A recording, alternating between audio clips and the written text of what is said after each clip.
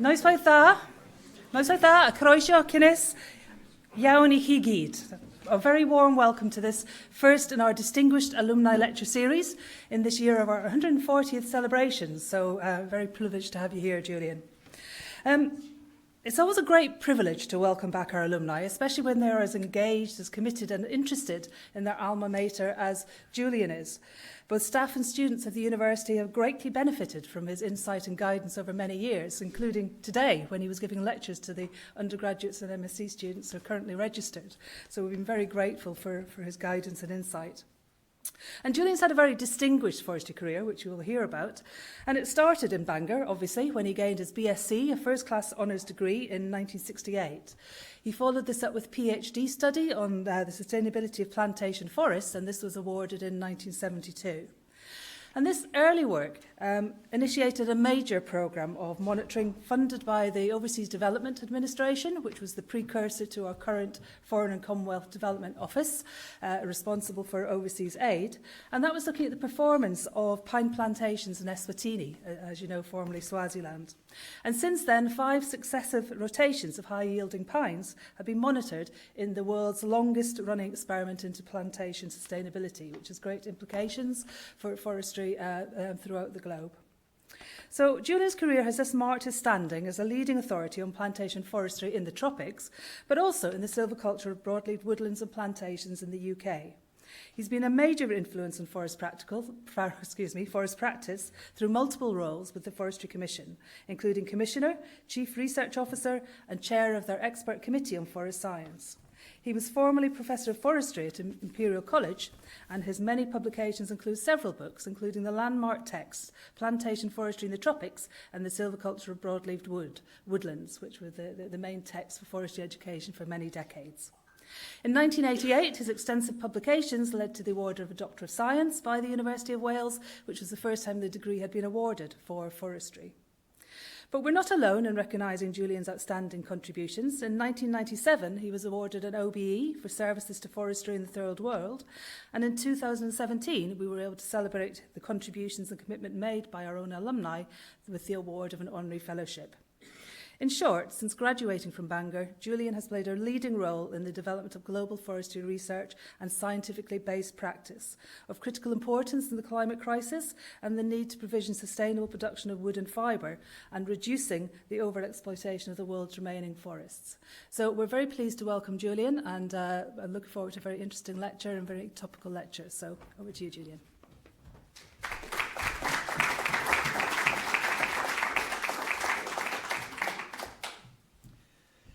It is always very humbling to hear a little CV of oneself and what you've been involved with. And you say to yourself, is that me? Is that what it's been all about? Because it's a huge privilege to be able to share my enthusiasm for forestry over, well, even at this end of my career, as well as all through the years. And that's already been summarised. But yes, I am a genuine triple alumnus of your university. A BSc, a PhD and a DSc and an honorary professor for a time and honorary fellow. But what I wanted to share with you is one of my passions. You will be familiar with planted forests. And many of us will say, not really quite so happy, are we, with great blocks of Sitka spruce, like we can see in this picture, which is above the Dyfi Valley in mid-Wales. I took that picture about 10 years ago. Or this one. I took this picture 30 years ago. This is in Kielder on the England-Scotland border, and you can see the great plantations of spruce, and you've got some more in Sitka spruce there, as well as areas of pine, but principally spruce. And for a time, this was Europe's largest man-made forest, clear-felled and replanted in the way that we did our forestry in those days.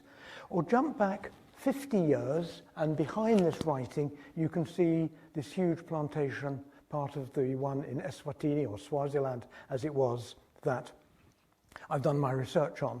And what I've discovered when I was presenting a few of these slides earlier on to the students is that in sending by PDF, by file transfer from my Apple Mac to here, all the writing which was meant to come up as I press my clicker, it comes up automatically. So some of the technical aspects of it is not quite as hard planned. But the point is, we've looked at these few pictures of plantations around the world, in our own country, and here in Swaziland, in Eswatini. The point is that something like 400 million hectares of industrial plantations will meet the world's entire requirement of industrial timber. Now that's an important statistic. When we think of the world's total forest resource of around 3 to 3.5 thousand million hectares, about 30-35% of the land surface, depending on how you define forests, efficient plantations are actually a way of delivering the sort of stuff we need for industry. But the question is, as you can see there, is it sustainable? Now enjoy the next few lectures. Australia, Central Queensland, Glasshouse Mountains, hectares and hectares and hectares of Pinus caribea, Pinus elliottii, and also one or two other species, but principally pine. Or go to South Africa. This is in KwaZulu-Natal, part of South Africa. Eucalyptus grandis, just 28 years old, and the volume of timber standing there is in excess of 1,000 tons or 1,000 cubic meters. One of the highest quantities of timber on a patch of ground I've seen anywhere in the world. Well, look at this. This is a tree probably none of you have ever seen. This thing here, it's a thing called Anthocephalus chinensis. We are in Fiji, which has a rainfall all through the year, 12 months of year growing season. And I'm trying to pad out what I'm telling you about this picture because I want you to try and notice down at the bottom, there's somebody standing. Can you see? And they've got epaulets on their shoulders. So that gives you a scale. If I tell you these trees are over 30 meters or over 100 feet tall. Now, if you're a student audience, as you all are, how old do you think those trees are? Anybody willing to shout out an age? 50 years. 50? 30? 15. You're going in the right direction. Yeah, they're 7 years old. This is the kind of productivity that is possible on some sites in tropical countries. And so when we look at the data worldwide of rates of growth, if you take all the world's trees, all the world's forests, from savannas through to some of the boreal forests that are very slow growing, as well as the plantations and so on, the actual average increment, if you add up all the little rings of new growth each year, it comes to about 1 cubic meter per hectare per year. Now, we'll come across that expression again. It's the forester's equivalent of what the farmer has for his tons per hectare of cereal. Now, a farmer will go to his cereal crops. He'll be looking for 8 to 10, perhaps 12 tons of corn, of wheat, barley per year. Now, this is the forester's equivalent, cubic meters per hectare per year, but it's what the tree crop achieves over its lifetime, that average. And taking the world's forest as a whole, they're putting roughly 1. In Britain, as you can see on this one, we get to about 12, 13. And if you look at tropical plantations, these are all plantations. This is all forests of all types, including natural forest. You can see the sorts of figures that one can get. And in fact, with tropical broadleaf, you can get way above that figure, far faster rates of growth.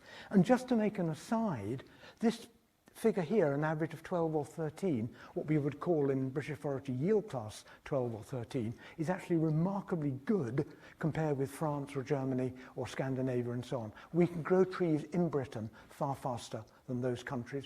Why?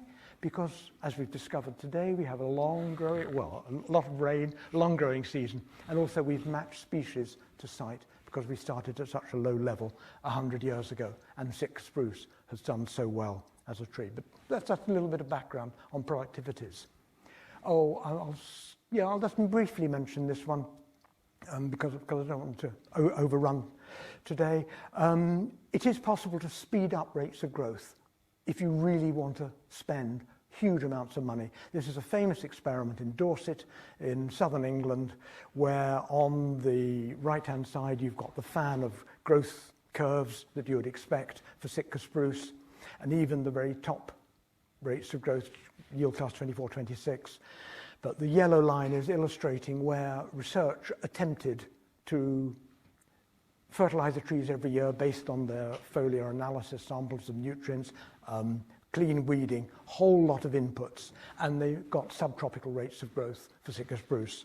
And it finally peaked out at about yield class 32 and so on. It is possible really to speed up trees, but it's far too expensive and it's not something one would do in practice. If you wanted to look at kind of a Welsh example, I hope you all know and have visited the wonderful grove of redwoods on the Leighton estate that's just southeast of Welshpool, so not so far from here, and you can see there's Margaret standing next to us to give some idea of how impressive that stand of redwoods is.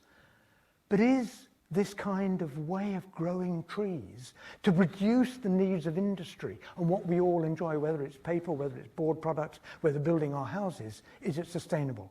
And that is what my PhD was all about, and what, as was mentioned in the introduction, I've had the privilege to continue to be involved with for over 55 years.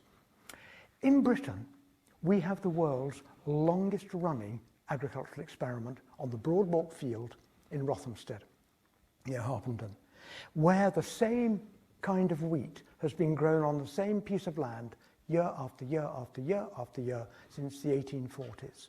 And what we know is that if you look at the productivity, it tails off, but the land doesn't become wheat sick and stop growing. It just comes down to about something like 1 ton of cereal per year rather than the 10 or 12 that we were mentioning earlier. And so we know that the inputs that drives the productivity of a cereal crop, that it is sustainable provided you add fertilizer and tree improvement, plant breeding and so on. So it's possible to maintain it and achieve that productivity that one is looking for. In horticulture, there's an issue to do with specific replant diseases. But what drove my work of going to Swaziland, asking the question, is it sustainable, is that in the 1950s and 60s, in South Australia, there were lots of research papers coming out saying that the productivity of the second crop on a site of the same species was way down compared with the first. And similarly in China. And I then mentioned my Swaziland work. And let me illustrate what this looks like. On the right-hand side, you've got first rotation Pinus radiata. Don't worry about the species. It's a fast-growing pine that comes from western North America, very narrow natural area. On the left-hand side, planted in the same week, is second rotation Pinus radiata. And by the way, look at the guy on the left-hand side, and his trousers are absolutely brilliant, aren't they? You can see when I took that picture of looking at his flares there. You can see it's plain to the eye that the one on the left is growing poorly. And the second rotation decline was of the order of about a 20% drop. That sent shockwaves around the world in terms of its growing forests with planted trees, with crop after crop after crop of the same species, not sustainable. In China, Chinese fir, huge areas, millions of hectares of Chinese fir. They were getting the same problem. The second crop of Chinese fir on the same site was something like 10-15% down on the yield of the first crop. The third crop on those sites, and I've had the privilege to visit China twice on behalf of the British government, on behalf of DFID, is about 30% down, suggesting again it is unsustainable. But the answer, both the Australian one, and we'll come to that in a moment, but also the Chinese one, is evident in that picture. On either side, on the right and the left, you've got Chinese fir, third rotation. In the middle is actually a bamboo shoot. But look in the distance. What has happened to that hillside? That had a forest on it of Chinese fir. The trees were cut and logged and taken away. And then they decided to burn off all the organic matter. Then they decided to re-terrace that hillside, which in a way might seem a good thing. But think of a thunderstorm and how the water would just wash away all the soil down into the valley below. And so they were interrupting the nutrient recycling that forest would otherwise have. Or you can see it much more dramatically in this picture. It's of pines in the subtropical part of China. And here you've got two gentlemen gathering up the needles, the twigs, and what we call in forestry the litter beneath the trees. They were using it for animal bedding, using it for firing brick kilns and that sort of thing, as well as domestically. But what is that doing? It is interrupting the recycling that all forests, even a planted forest, an artificial planted forest, relies on for its sustainability. So this is the kind of background that there is to this issue. Is the silviculture itself flawed, or is it just that the example of the way yield decline is occurring is because of questionable practices, bad husbandry, as perhaps we would suggest? Sorry. That's interesting. I'm sorry, I was pressing the wrong button to go backwards. God, typical. Anyway, there we are. So I went out as far as then 1968, and that is what I was presented with.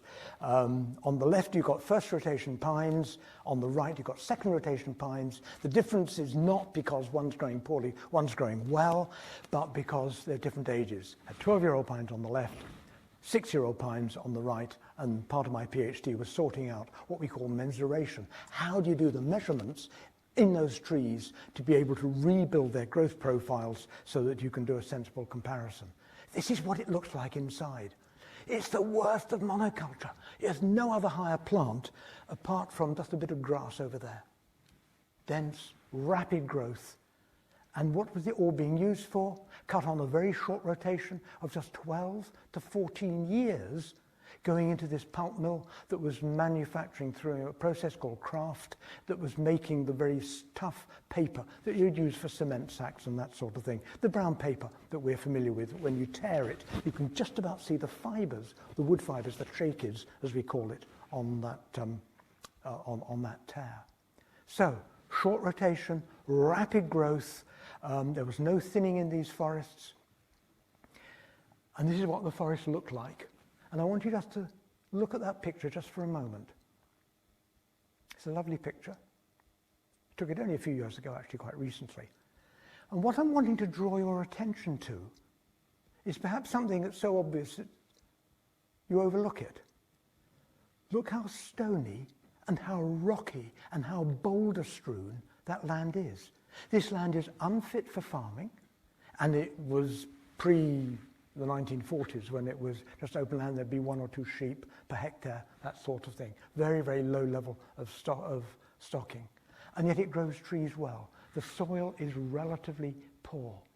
So if you have got rapid growth, short rotations, intensive forestry on poor soils, this is where you're going to get a yield decline problem if it is going to exist. And that is what persuaded the British government to invest money in looking at, is there a yield decline problem in this forest?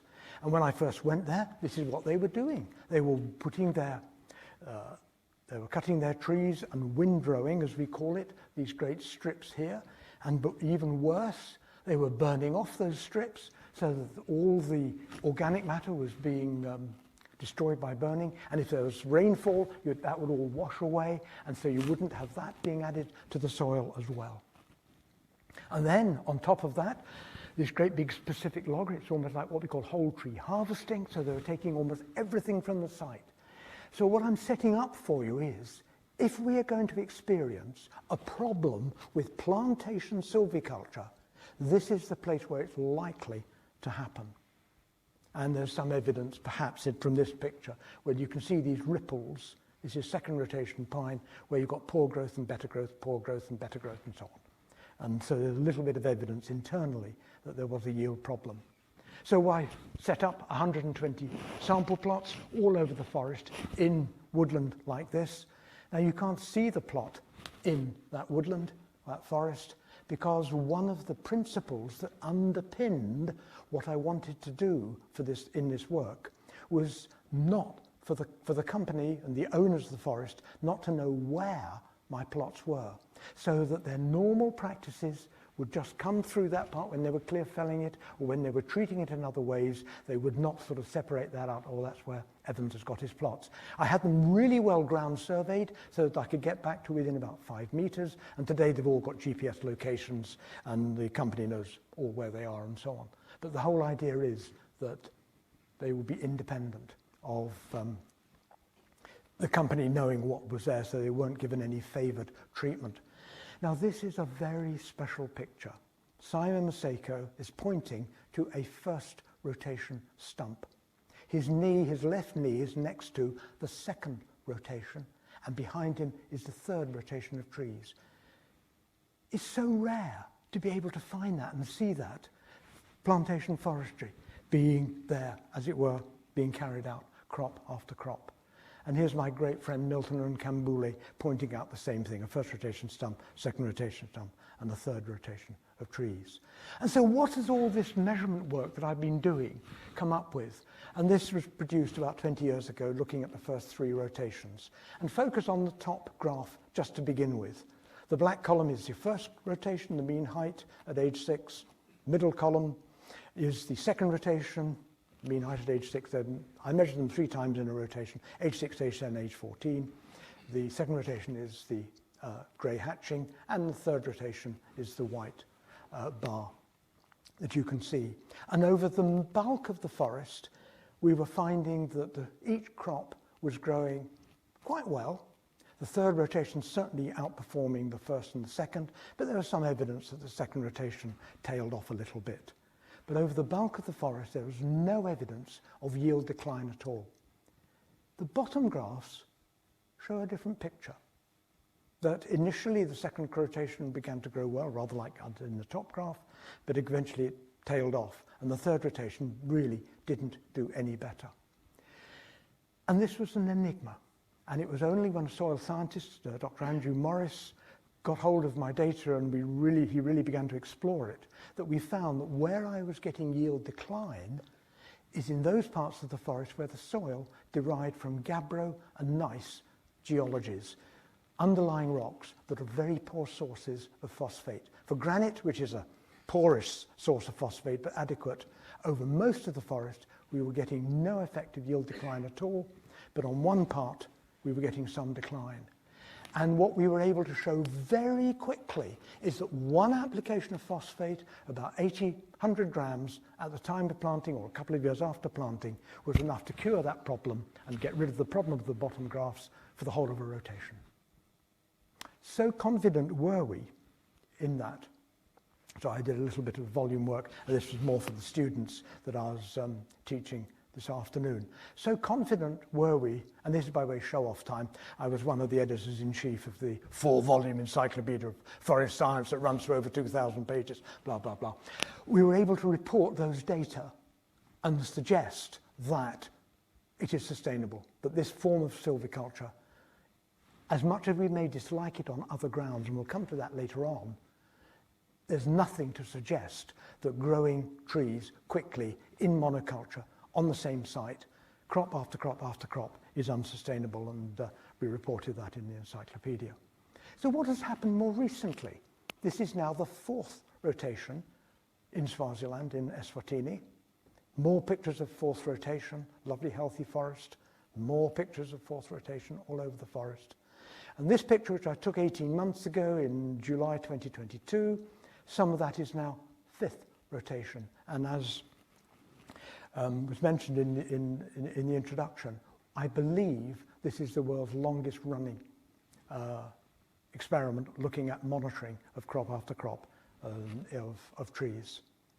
And there I am with my middle son, Stephen, actually on one of my plots, measuring 5th rotation Pinus patula, and those trees are 5 years old. So just to give you some idea, they're still growing and doing all right, and I'll be going back there again, God willing, in the month of May to do some further measurements. And so what has it shown? Well, forget about now the contrast of the different kinds of soils, because that's now corrected. What it is showing is, and I apologize, I haven't properly labeled up this graph, blue is 1st rotation, green 2nd, yellow 3rd, orange 4th rotation. The conclusion from all of this work is that each crop is growing as well or better than its predecessor. And so we are not getting a yield decline. And so, of course, I plant my celebratory tree. This was some time ago. There's my great friend Milton with his back to you, and there's the forest manager seeming to raise his hands for some reason. I don't know why, but anyway, there we are. Should we be surprised at this conclusion that the intensity of forestry that I'm showing to you, the rates of growth and so on, is not leading to a problem of falling yields? Well, I don't think we should be, because when we think of farming, remember what the farmer does. The farmer harvests the nutrient-rich parts of his crop, the ear of corn, the tuber, the leaf, to feed us those nutrients. In forestry, we harvest the nutrient-poor parts, the inert trunk of cellulose and lignin, but leave behind the twigs, the leaves, the needles, the bark, the fruits, and so on. So we're not interrupting, and of course we're doing it at long intervals. So I don't think we should be surprised. But I can't share with you long-term research. We're showing you some of the problems. Fire. We've heard a lot about forest fires and the appalling forest fires in Chile, where people have been killed as a result of those fires that we're reading about in the press right now. And all over, something like 38%, 39% of the Asutu forest, these lovely pictures I've been showing you, was destroyed by fire in 2008. It actually, in one sense, doesn't matter about my plots, because that's just another treatment that's happened, and they would then be replanted, and then I can remeasure and see what the effect of the fire is. But the consequence of that fire was that the company decided to get out of manufacturing wood pulp, and the forest has gone to a longer rotation, a change of species, which is leading to the continuing research that I would like to carry out being less valid scientifically, because they're switching species and other bits and pieces. But before we move on more generally to other aspects of what I want to talk about in terms of sustainability, how are they maintaining sustainability?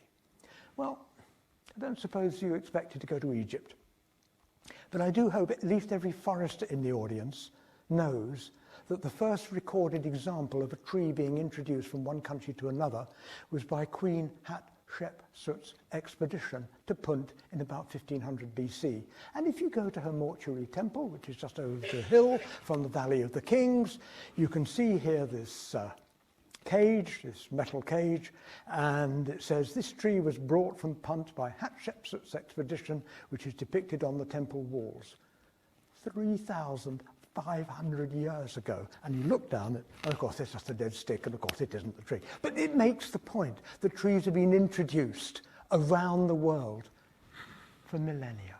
And that is what we continue to do to improve the stock of our crops.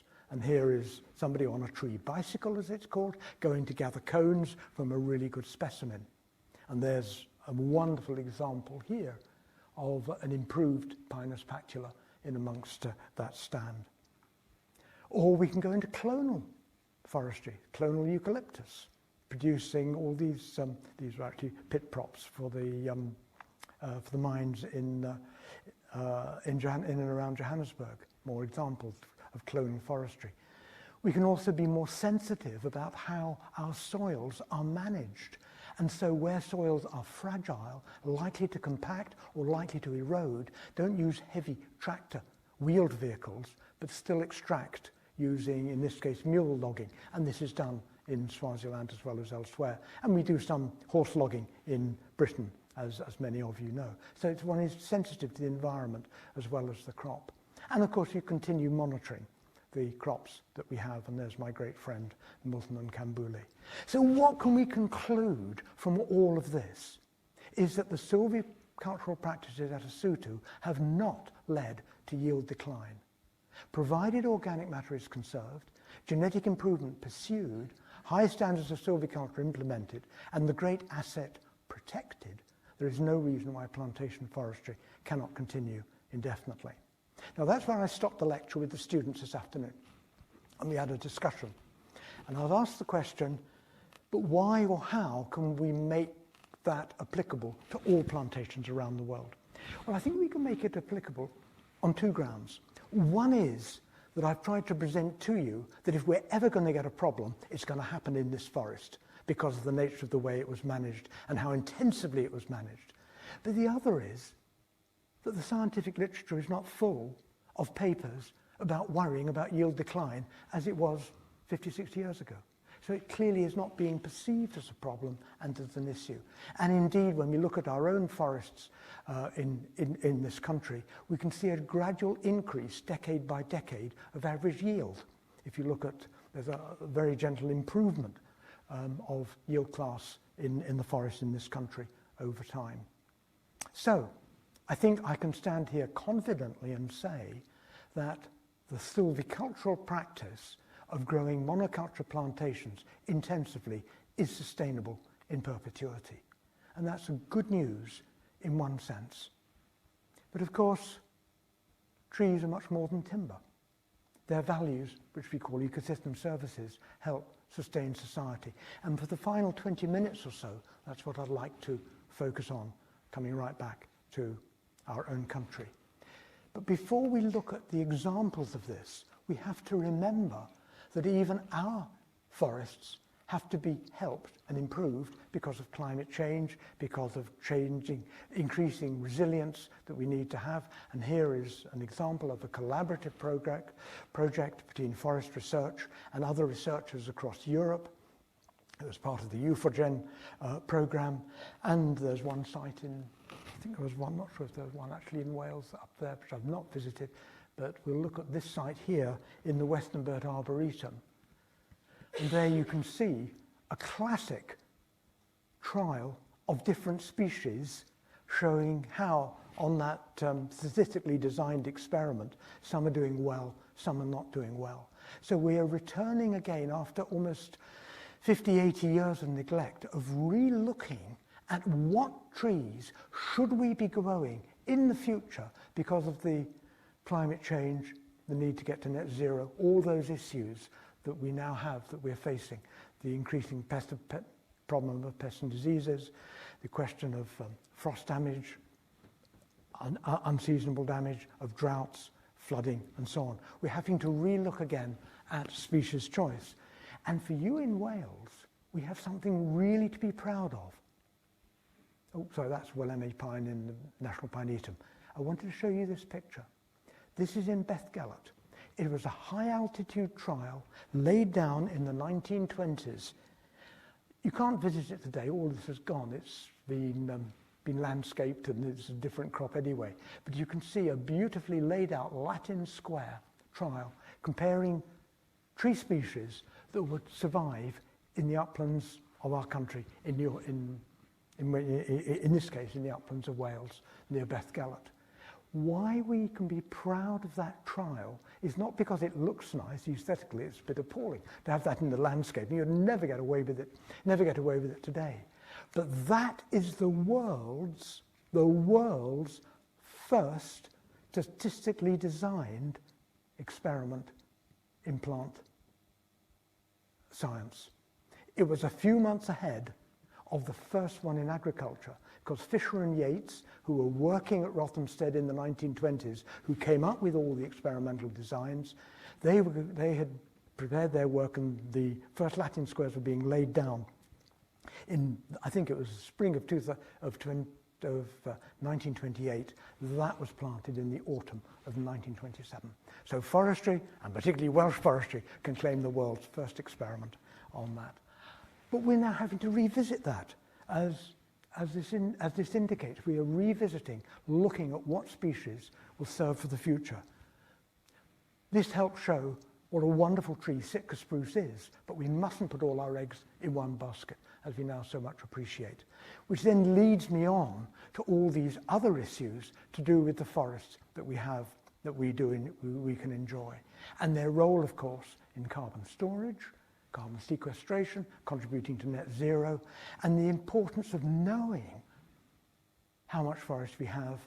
And part of forest research is we actually have a centre for inventory forecasting and statistics, which supports all those data, including things like maps showing where our forests are in Great Britain. Or this is more of a kind of advertorial on behalf of forest research. I got this from James Pendlebury, who is the director of FR. What are the issues that they're currently addressing in terms of applied forest research? Or more specifically, the place of looking at the value of the ecosystem that a forest provides, whether it's issues to do with it actually in the landscape, threats like the oak processionary moth or the beetles, obviously the importance of wildlife, which I don't really touch on, hydrology and flooding, and of course people's enjoyment. How important all these are in terms of what we would today want to call sustainable forestry. That it's not just can we grow timber efficiently. I think we put that one to bed. We can grow it efficiently and it is sustainable. But what about all these other elements to the Britain's forest, to the world's forests, that we now need to address?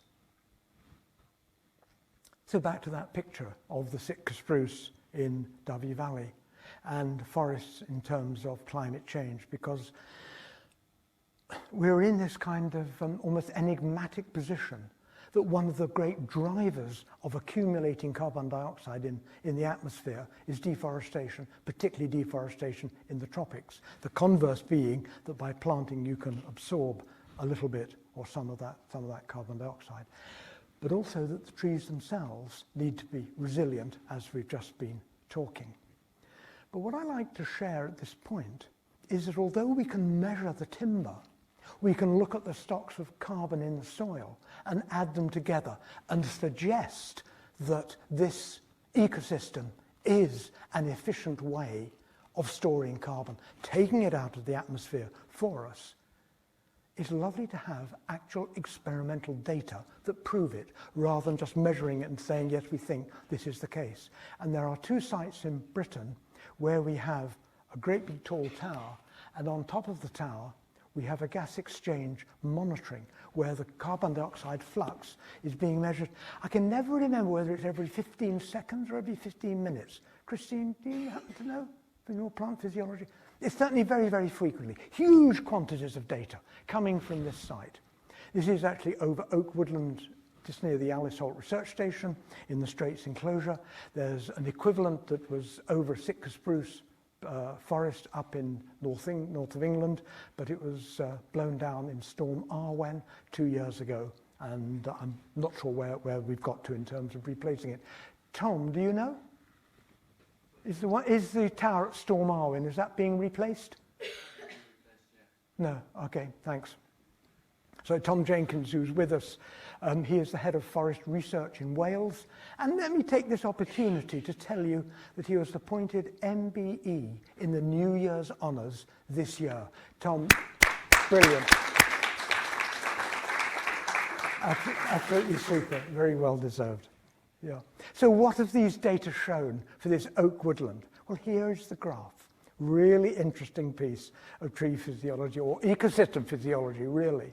And the green columns, the tallest columns, simply show how has all the growing of the trees, of the undergrowth, of everything, what has that led to?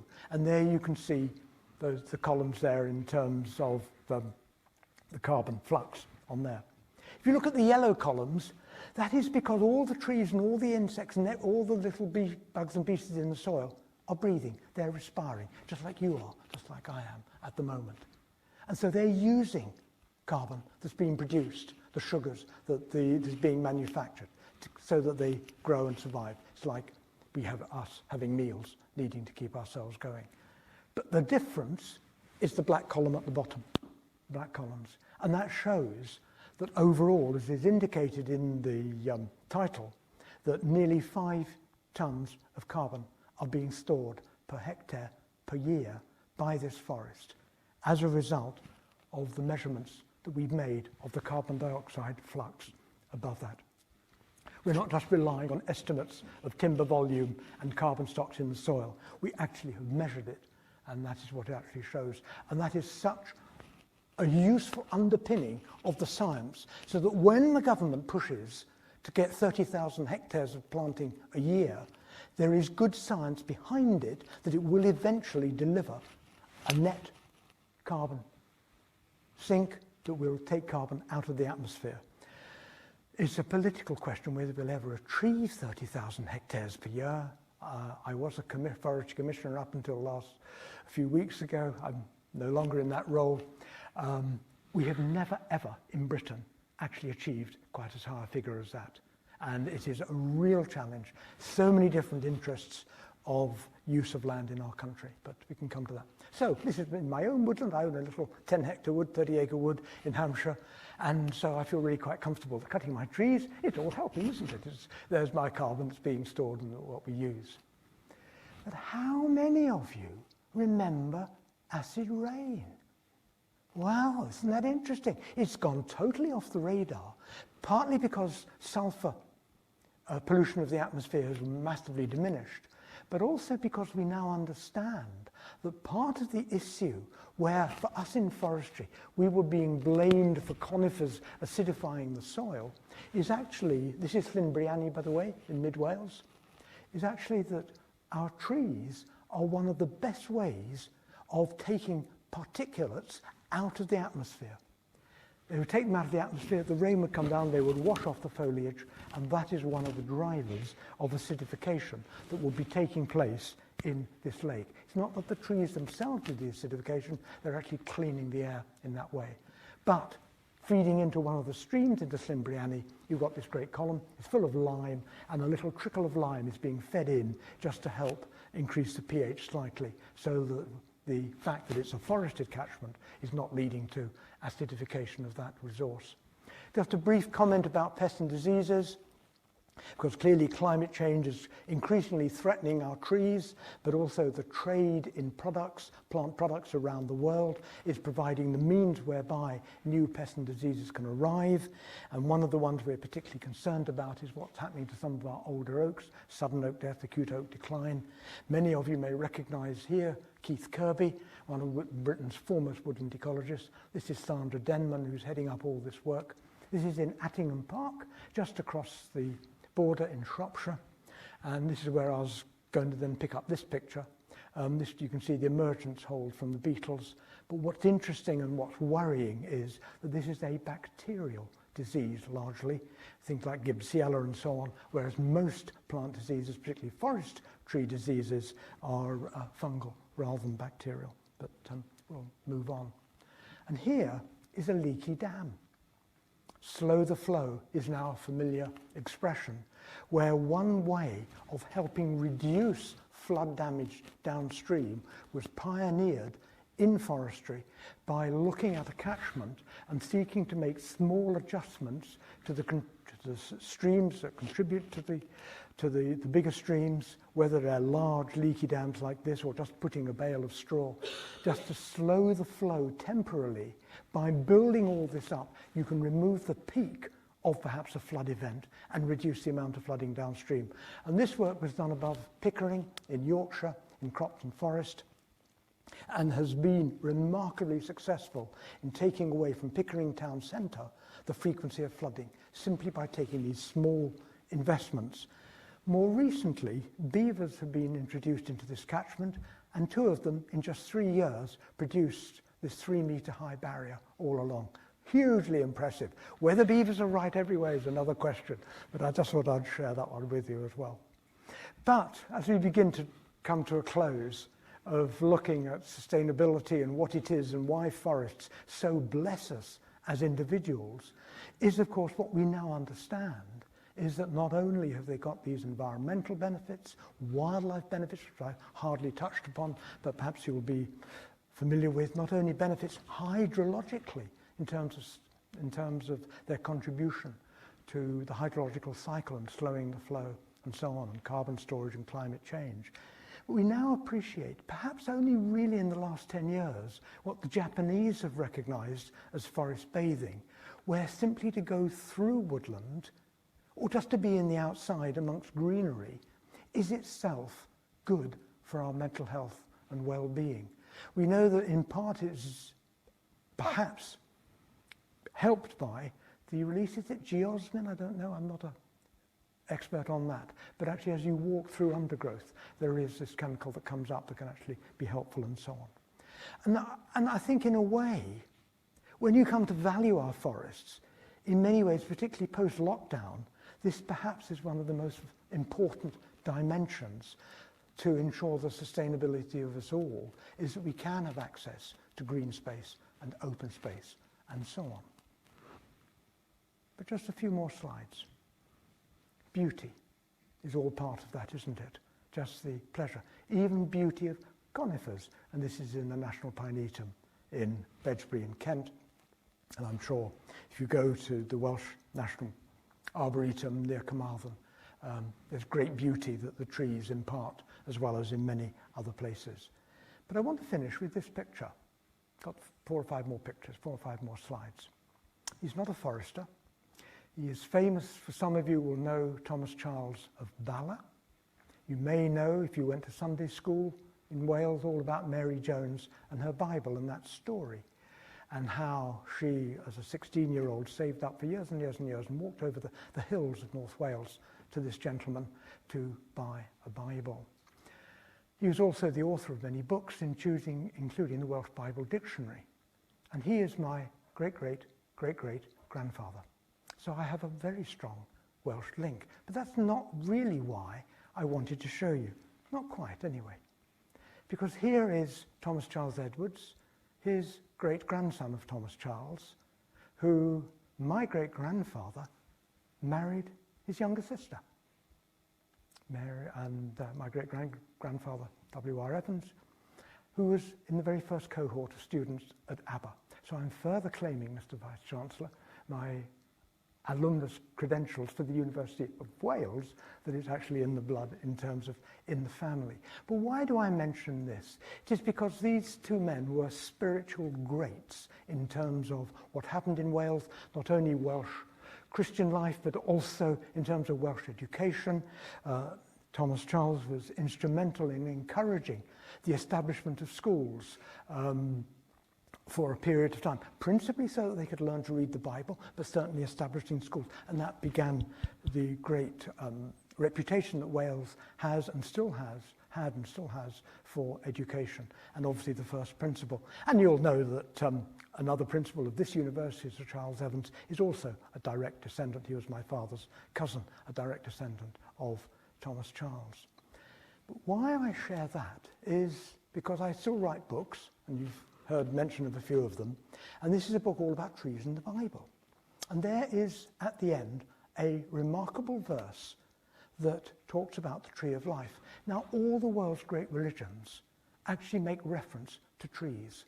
They have trees as a part of. And so as well as thinking of well-being, as well as thinking of environmental, as well as thinking of ecological, there's also this spiritual dimension. And right in the very last chapter, in Revelation chapter 22, verse 2, I give you the verse that my mother, it was her favorite. And the leaves of the tree are for the healing of the nations. Now, clearly there's a spiritual element to that, and what it's referring to in terms of the tree of life and linking back to the work of the Lord Jesus Christ. But what we have seen, I hope, in the lecture that I've been sharing with you this evening, is that it is the leaves that in a very real, practical way are actually to do with the healing, the storing, leading to the storing of the carbon, and so on. And I find that sort of thing resonates and, for me, brings an added passion. And it was at this point I was going to read you a final quote from John Evelyn, who is arguably Britain's first great forester, but I've left it in the car, and so Margaret can smile, and I can't read it too, but basically it is that trees and woods have twice saved the whole world, first by the ark, then by the cross, and obviously making reference. But there was the first book that was published by the Royal Society in the 1660s was a book all about Britain's forestry, known as Evelyn's Silver, and he makes that brilliant link between our forestry and spiritual, and I thought I would conclude my lecture in making that link for you tonight. And so there are my grandchildren. They were a lot younger in that picture than they are now. What is their future? What sort of world will they have? How can we, with our science and our knowledge, help them? Well, I hope I've shown that in my subject of forestry, we have something that we can rejoice about, that the way we manage our trees is going to be sustainable. But they have so many other benefits to bless mankind with that we need to get that balance of growing timber, but also these other things. And the really good news story is the trees can do both, and all of them at the same time, if we but allow them to be managed in that way. So, diolch yn fawr iawn. Thank you very much indeed for giving me the privilege, and it's just after 7:20. So, Ingrid, we have time for Q&A.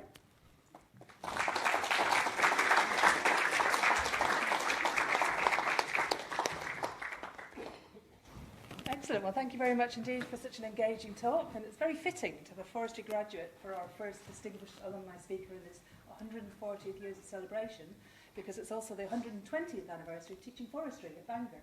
We were the first institution in the UK to teach forestry, and the very first female forestry graduate in the world graduated from Bangor in 1916. Her name was Mary Sutherland, and there is a portrait of her in one of the university buildings.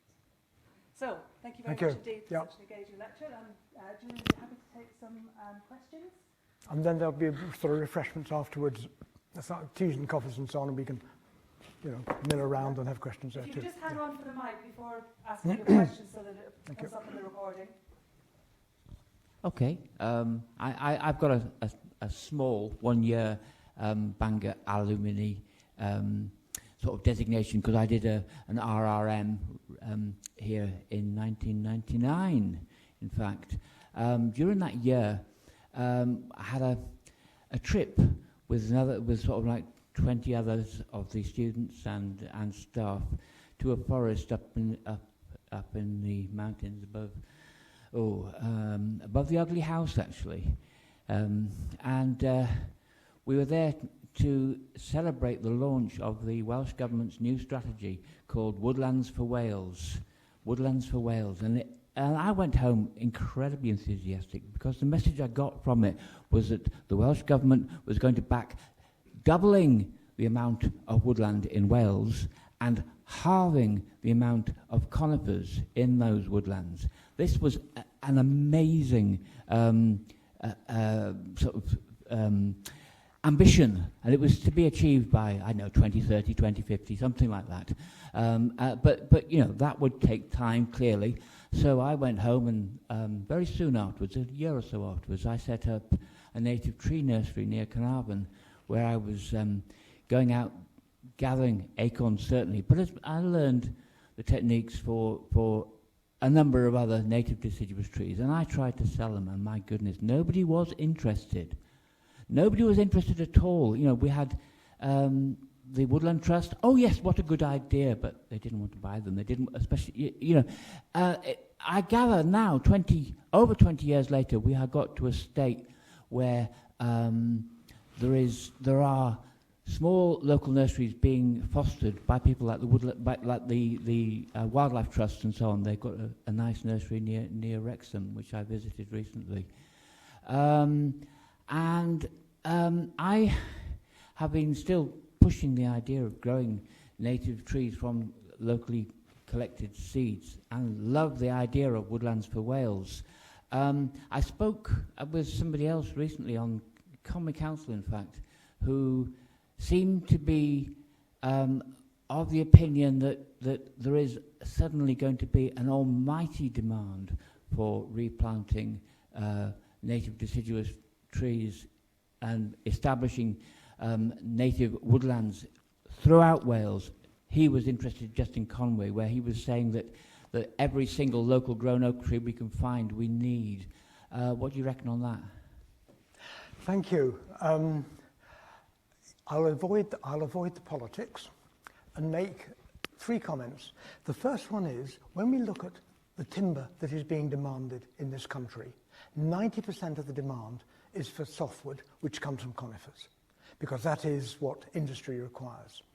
However, to be able to deliver many of the other environmental benefits, this is where obviously the emphasis on native species is right.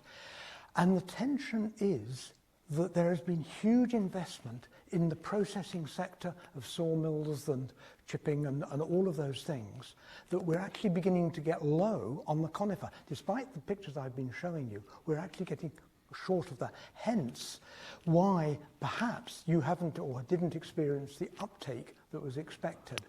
And also, I'll just sort of make one other comment, that when you look at the broadleaves that we can grow in this country, we have a very poor palette of choice It's better than our conifers. We've only got 3 native conifers, juniper, yew and Scots pine.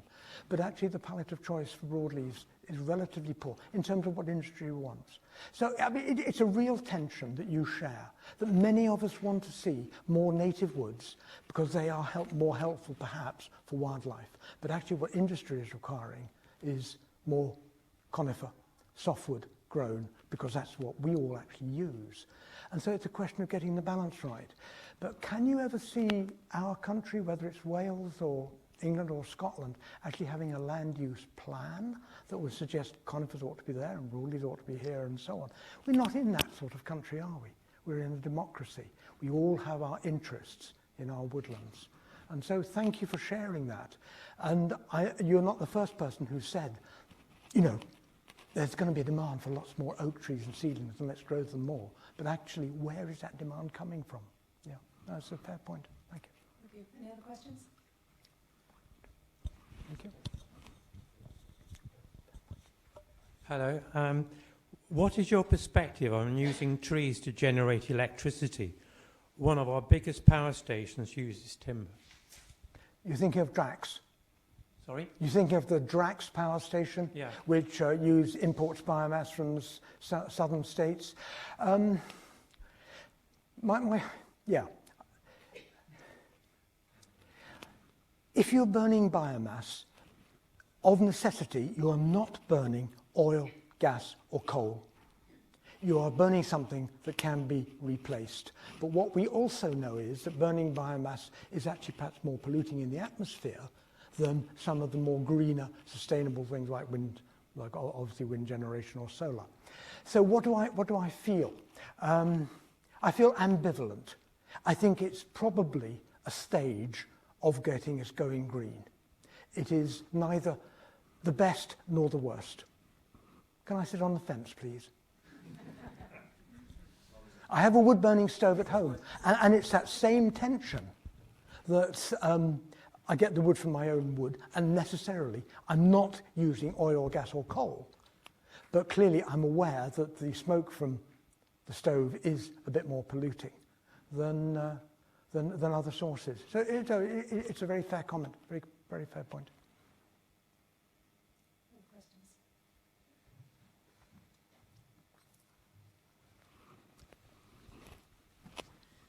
questions? Yeah, it's a question about the Swaziland forests. Yeah. So in the different rotations, was there any genetic improvement in the planting stock? That is an excellent question, and the answer is no, until the 4th rotation.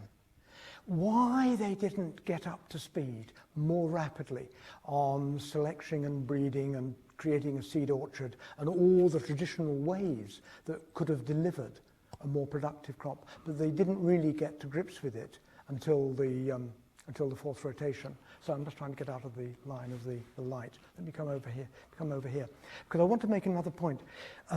You might have noticed that the 2nd rotation performed really quite badly, unusually badly compared to subsequent rotations. We now know that most of the seed was collected from one stand of Pinus patula growing in Zanin in what was the Northern Transvaal. It's now, sorry, what is... thank you, yes, yeah, Limpopo, yeah. And so probably that's a genetic effect as much as anything, yeah. But that's a really good point, yeah.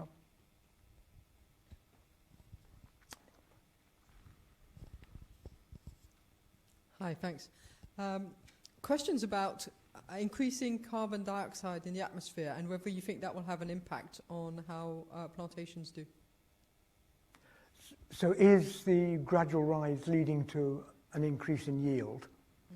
That's work that the Birmingham Institute for Forest Research is looking at amongst oak trees, where they're actually releasing carbon dioxide amongst mature oaks. We did some early work in Alice Holt at the Alice Holt Research Station, where we had what we call open-top chambers, where the carbon dioxide was doubled, and you got measurable increases in growth, but you also got some very interesting physiological changes. The tiny holes on the underside of a leaf called stomata, they reduced in number. did they actually increase in size, implying that the gas exchange that leads to everything to do with photosynthesis and so on was being modified? And it may mean that in a more carbon-rich atmosphere, carbon dioxide-rich atmosphere, there may actually be less transpiration as a result. But there's a number of physiological changes that are being looked at and being measured.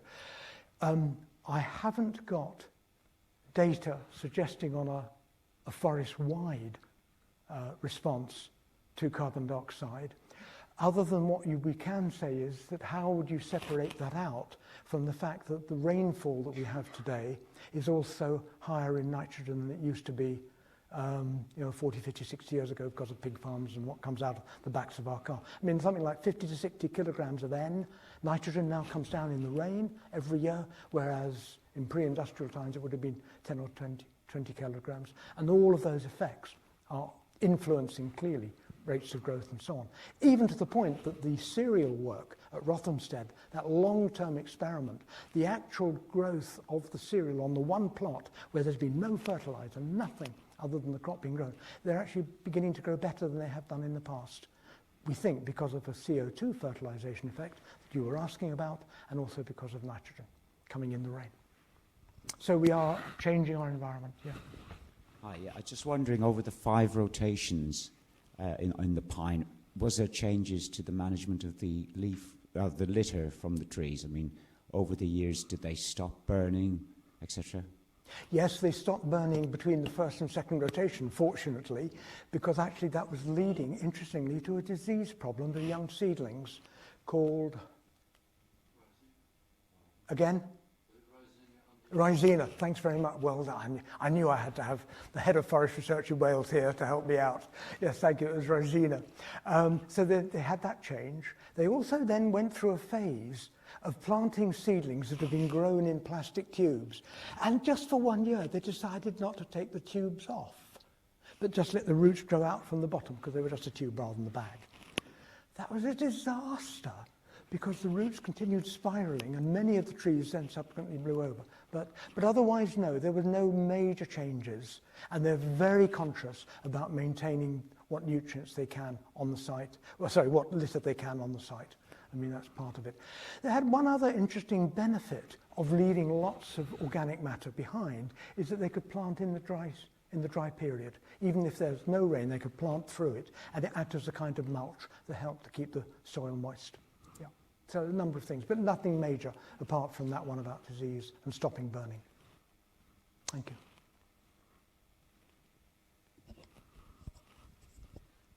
In Wales, there's been a reliance on Sitka spruce for the last 100 years. It's been an incredibly valuable crop, yes. Good for the sawmills. What would you envisage in the next 100 years? What would be grown and what's should be recommended to be planted now? Wow, if I could answer that question confidently, I could probably make a lot of money. No, what we can see is that Sitka spruce itself is a remarkably malleable species. So we need to continue to work on its own genetics to make sure it's as broad as we can have it. Looking at the front runners, Chris Reynolds, who is the head of species selection within forest research at the moment, he's got a kind of football team of about 50-odd species, of which there are about 15 that he's really beginning to focus on. Some of the interesting possibilities are things like some of the cedars, interestingly. Also things, even quite weird things like Liriodendron, the tulip tree, looks very positive in some sites as another broadleaf and so on. But yeah, until the work that I was able to report, and I showed you that picture, is going on long enough. I mean, those are the sorts of things that are being looked at. It wouldn't be right for me to say that, yeah, Douglas fir is the future. Well, it's a really good tree for the lowlands and the lower slopes and on good quality soils and that sort of thing. It's probably easier to say what we shouldn't be now using, like lodgepole pine and so on. But yeah, no, I'm going to avoid that one. Well, there will be further opportunity to chat with Julian over a few refreshments in the foyer afterwards, but at this stage I'm going to hand over to Oliver, our TBC, for a vote of thanks. Thank you very much. All right. It's very, very nice to hear your talk. I think inspirational for several reasons. I was particularly moved by the sustainability piece, which is so important to us here as a university. I think you're a wonderful inspiration to young people, you know, to watch the way in which you can do so much good across the world, across a career. And very moving about your connection with Bangor in particular and Wales in general. I never realised all the complexity of it all. And also, why I keep coming back, you see. Indeed, and the most positive quote about the Book of Revelation that I've heard in a very long time. There are many dark ones that have come out of that particular chapter. So I think a reminder that there's some refreshments for us outside, and I think an opportunity for us all to thank the Professor once again for a wonderful talk.